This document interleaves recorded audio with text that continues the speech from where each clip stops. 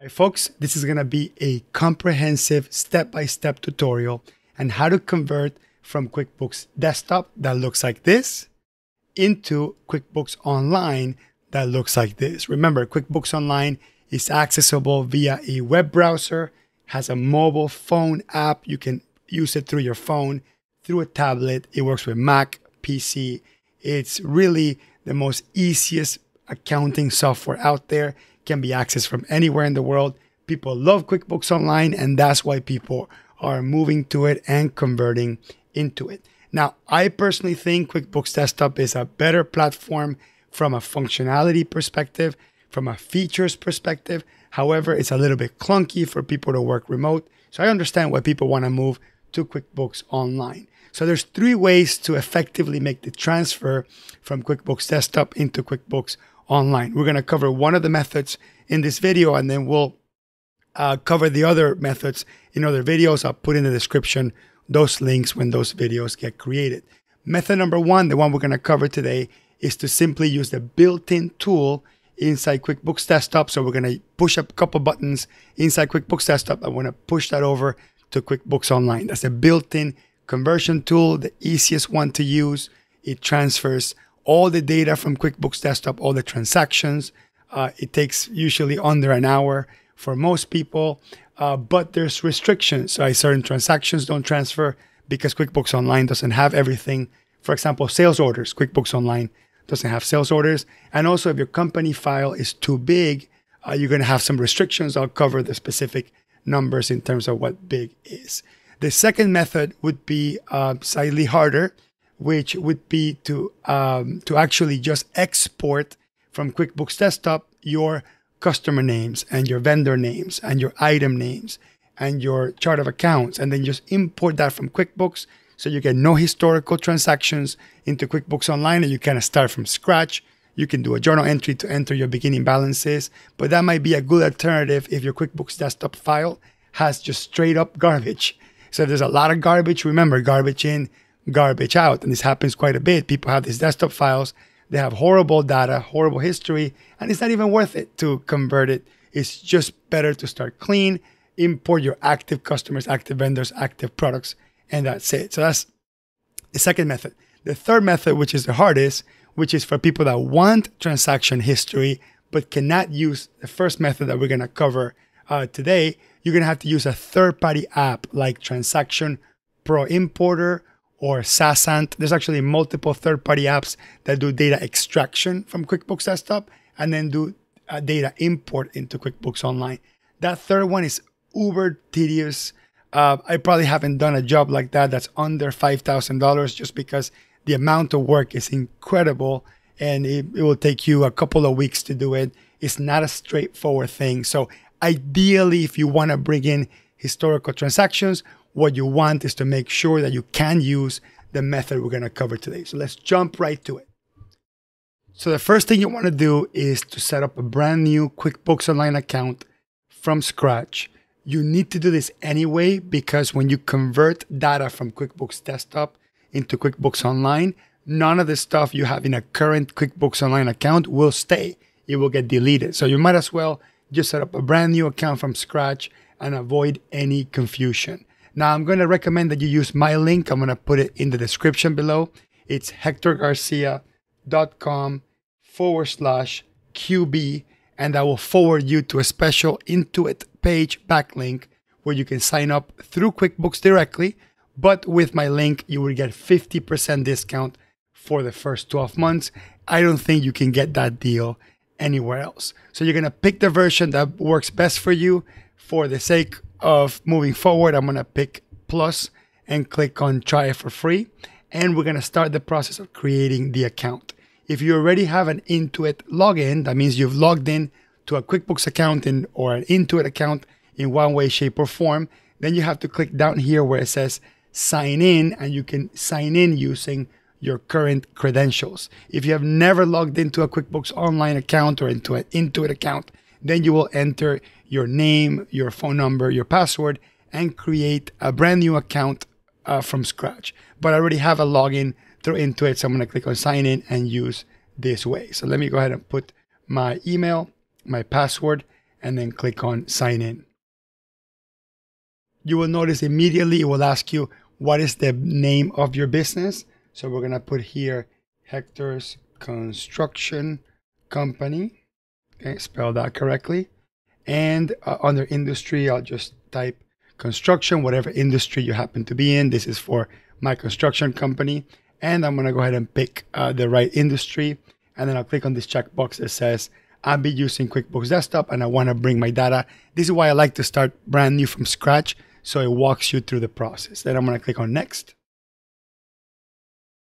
And it shouldn't ask you any more questions and take you straight into this point. Now you can click on this button here that says bring in my data and follow the steps. However, I'm going to show you the quickest, fastest way to do that.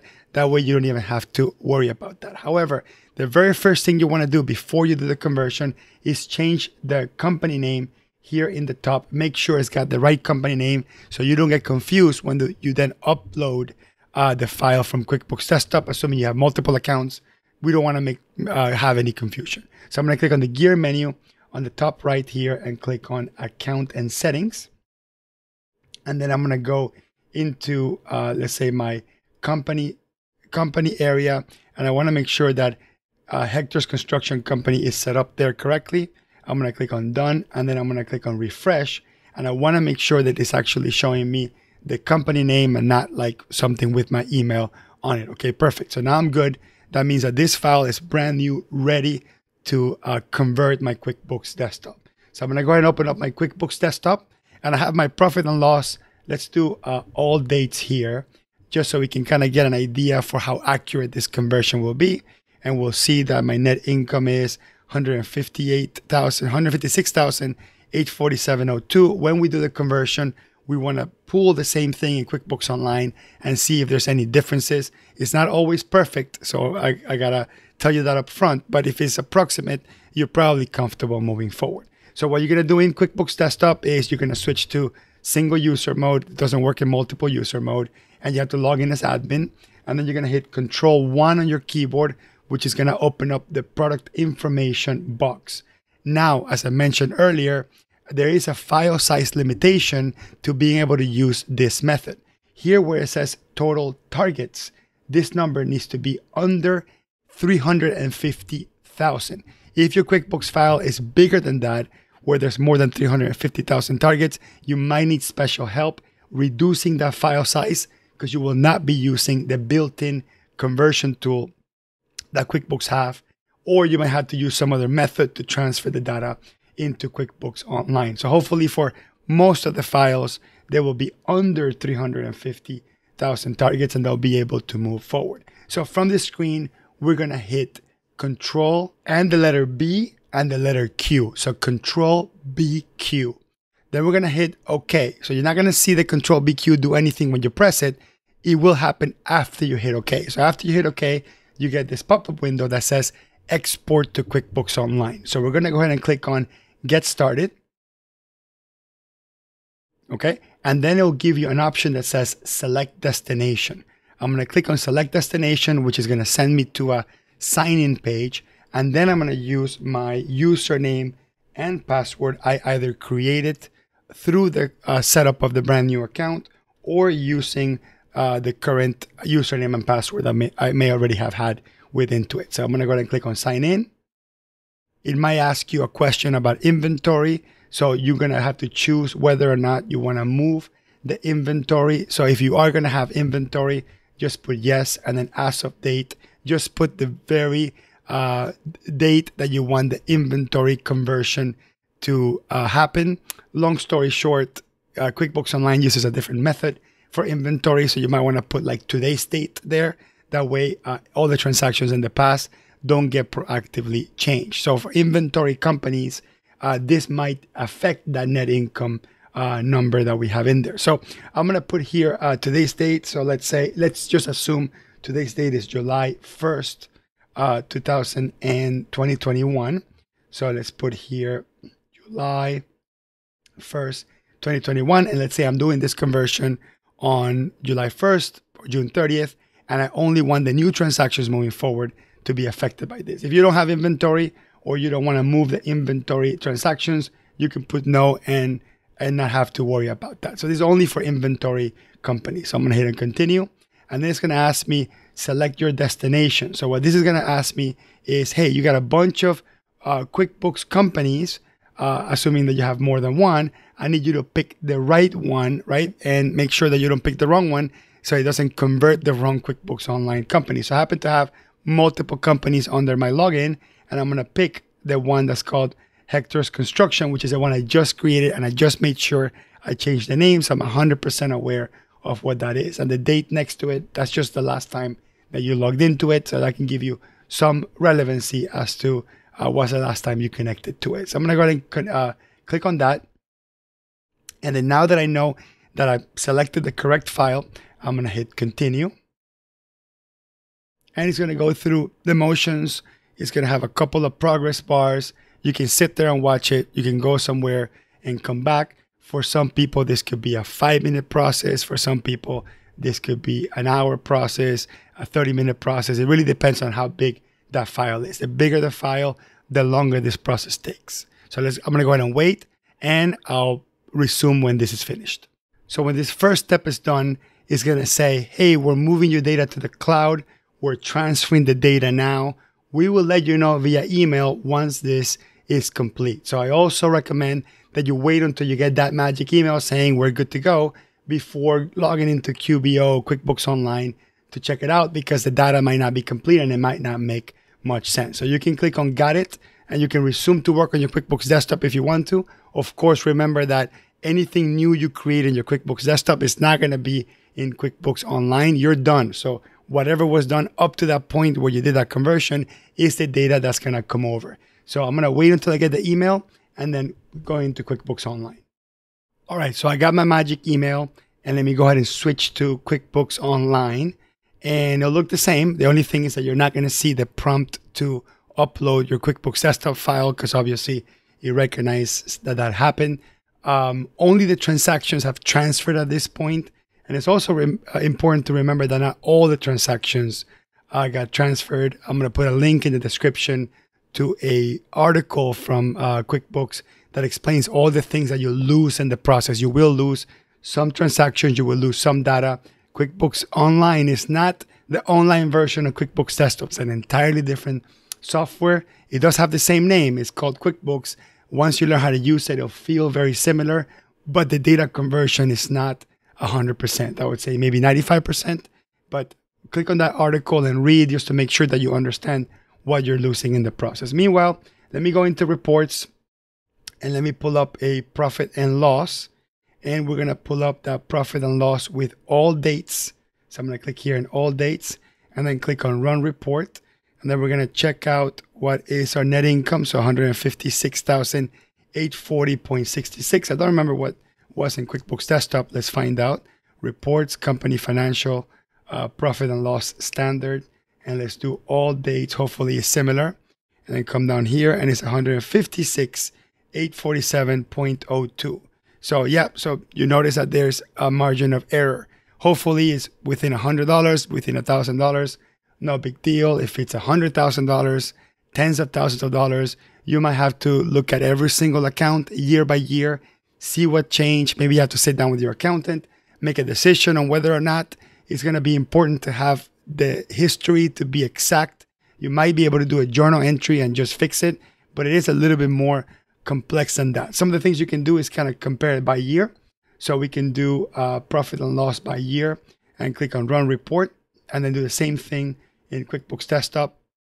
Do this by year, and then maybe check which year has the net income is off. So let's look at 2018 versus here. Okay, so that looks perfect. That matches 100%. Let's look at 2019, which is 25,542. Okay, no change there. And then let's look at 2020, 113,560.69. And there it is. There's a little bit of a change. So you basically will run through account by account and just try to figure out what's off about it. And then, like I said, maybe make a journal entry.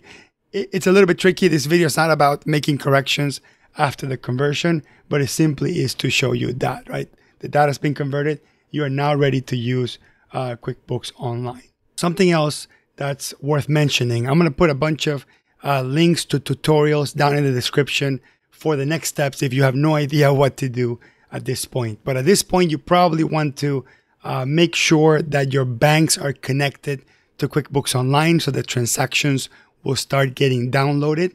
That connection to the bank, even if you had it set up with QuickBooks Desktop already, that doesn't transfer over. So you have to establish a new connection with the banks. The other thing that's really important is that the settings, so anything you have in QuickBooks in the edit preferences, any settings that you have set up here, those don't transfer over to QuickBooks Online, because in QuickBooks Online, there's different functions, different settings. So if you wanted to go to the settings area, as we mentioned earlier, you click on the gear menu, click on account and settings, and you might want to go through all your settings in QuickBooks Online to see what QuickBooks Online does, doesn't do, and what it does different. So if you need to change the accounting method, the fiscal year, none of the settings change over. Some stuff moves, but most of it doesn't. So you have to go back into your settings and go through every single tab in there. Now, if you want to set up your payments accounts to accept credit card payments, if you don't have an account yet, you would click here where it says payments, and you can do an electronic application to transfer the payments accounts. But if you don't have an account set up yet, I'm going to put a contact information also in the description below, so you can talk to my person at Intuit directly and get my rate. I get a little bit slightly better rate as a reseller, as one of the largest QuickBooks Online resellers in the world. I can give my clients a little bit better rate, and we're talking about basis points, but in the grand scheme of things, that could be worth it. But if you already have an existing account in QuickBooks Desktop, you click on Connect, and you're going to connect your existing desktop accounts. You need to know your credentials, and you're going to have to connect it in there so you can enable the payments button. So when you send invoices, your customers can pay you electronically the way they probably have been paying you through QuickBooks Desktop if you already have that set up. So that also needs to be connected. And remember, with QuickBooks Online, you can have people access this system remotely, multiple users, depending on the version you have. Essentials gives you 3 users, Plus gives you 5 users, Advanced gives you 25 users. So now you need to add those additional users. And for that, you're going to click on the gear menu. Then you're going to click on Manage Users. And then you're going to add every user in here by simply just clicking on Add User, entering their credentials, selecting the type of user they're going to be, if they're going to be a company admin, standard user, reports only user. If you had QuickBooks Online Advanced, which I don't have set up here, you can set up the permission levels of what areas you want that user to access. So depending on the version you have, the screen will look slightly different. So you select standard user, and you have some, like you see here, some limited functionality with user permissions, with Plus Essentials or Simple Starts. Advanced Edition gives you a whole lot of other options. So you pick what that user can do, click on Next. You select yes or no on these questions, and then you put, let's say we're going to have John Gomez, and we have jgomez@gmail.com. You don't set up a password or anything for them. You click on Save. They're going to get an email. They're going to click on it. They're going to follow the prompt, set up the password. And as soon as that's set up, they'll be able to log in into QuickBooks Online and collaborate with you. If you have an accountant, a CPA that you're working with that's helping you out, maybe you might be my client watching this, then you're going to put your accountant's email there, my email, whatever. You put that, your accountant's email there. So hector@qbkaccounting.com, and hopefully your accountant works with QuickBooks Online. They'll receive the invitation, they'll accept it, and then it'll go into their firm account, and they'll be able to log in and collaborate with you, reconcile the banks, do whatever is it that you do with your accountant, depending on the relationship that you have. The other last thing I'd like to mention is the most shocking thing about the difference between QuickBooks Online and QuickBooks Desktop is that the invoices look very, very different. So for example, I'm going to go into QuickBooks Desktop here, and I'm going to create a new invoice. So I'm going to go ahead and click on Create Invoice, and I'll just pick the first customer at random. I will pick the item at random. I'll leave that date in there. I will put $500, and then I'm going to click preview or print preview and then show you what the invoice template looks like in QuickBooks Desktop. You might have modified it in QuickBooks Desktop. You might have your logo, you may have colors, you may have boxes around. QuickBooks Online will not read your template from QuickBooks Desktop. It will have its own templates that you're going to have to try to configure and make it look similar to what you had in QuickBooks Desktop. This is probably the biggest, most shocking change because your customers are used to seeing a type of invoice for a very long time, and all of a sudden they have an entirely different invoice, and they may be thinking whether it's the right company, the right business, is this real, this is a scam. So you might have to tell people, oh, by the way, the templates are changing because we changed accounting systems. Typically simple communication, but let's just take a look at it in QuickBooks Online so you can see what the contrast is. So I'm going to go to New Invoice, and let me do the same thing. So I'll put here Christie Abercrombie and put the blue print services here and put $500. And then let's do a print preview to see what that looks like, because that's pretty much the biggest, most shocking thing, right? The invoices don't look the exact same. So take a look at the standard template here. You got the company name, you got the word invoice, you got the little blue line there. Switch over to QuickBooks Desktop, it looks a lot different. So in QuickBooks Online, there's a couple of options when it comes to customizing the forms. We can click on Customize here and click on Edit Current, and then basically we can edit the style simply by changing the color. So we're going to put here, let's say green, and we're going to add a logo. So we're going to add whatever your company logo is. So I'll pick a logo here from my desktop. Let's see if that works.